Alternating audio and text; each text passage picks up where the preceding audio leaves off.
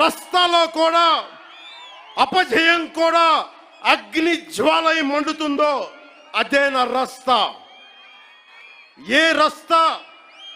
ఏ రస్తాలో మరణం కూడా మహాప్రబంధంగా ప్రతిధ్వనిస్తుందో అదే నా రస్తా.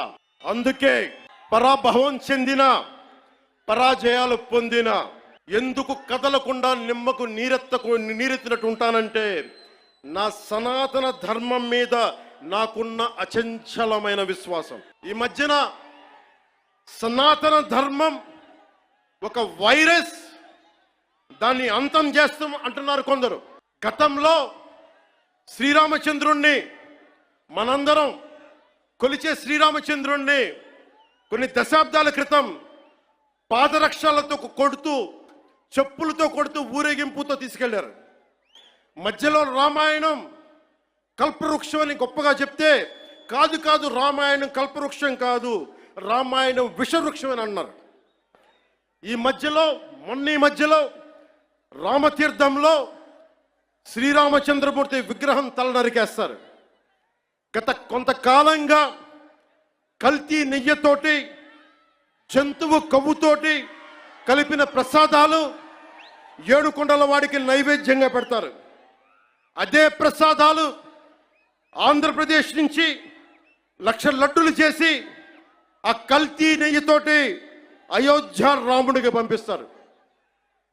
దేశ ప్రతిపక్ష నాయకుడు అయోధ్య రామాలయాన్ని ప్రారంభోత్సవాన్ని నాచ్ గానా సభగా చెప్తారు ఆయన. మా మనోభావాలు దెబ్బతిన్నావు. The honorable opposition leader Sri Rahul Gandhi says Ayodhya ceremony, when he compares to it as a Nachigan Sabha, none of the Sanatani Hindus should not get hurt. We have to be happy about it.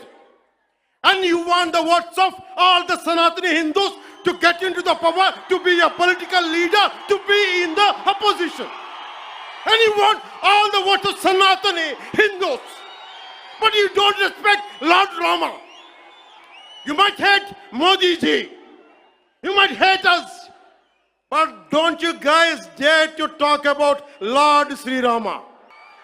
మన హిందువులుగా మనం బాధపడకూడదు.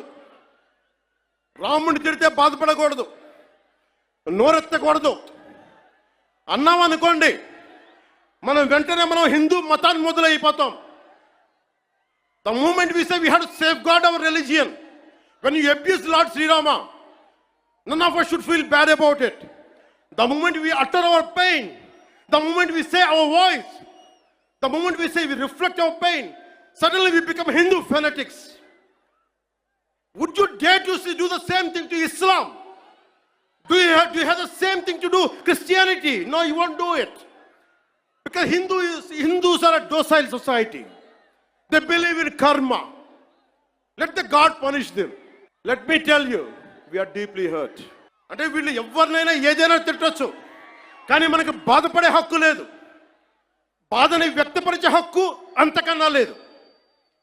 భారతదేశంలో secularism అంటే హిందూ ధర్మాన్ని దూషించు, అపహాస్యం చేయి, అన్య మతాలను వెనకేసుకొస్తే అది true secularism according to the so called pseudo secularist. The so-called secularists, this is what they say.